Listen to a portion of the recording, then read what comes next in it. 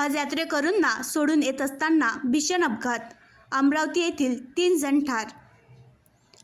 आज दिनांक 3 जून रोजी हज यात्रेकरूंना सोडून मुंबईहून परतणाऱ्या 3 तरुणांचा समृद्धी महामार्गावर भीषण अपघात झाल्याची माहिती मिळत आहे। या अपघातात आलम हुसेन, शादाब काझी आणि आरिफ खान या तिन्ही जणांना आपला जीव गमावावा लागला आहे। मिळालेल्या माहितीनुसार समृद्धी एक्सप्रेसवेच्या रिधोरा इंटरचेंज पॉईंटजवळ हा अपघात झाला। हज यात्रेकरूंना सोडून मुंबईहून अमरावतीला परत असताना हा अपघात झाला। हे तिघेही परवा म्हणजेच 1 जून रोजी मुंबईला रवाना झाले होते।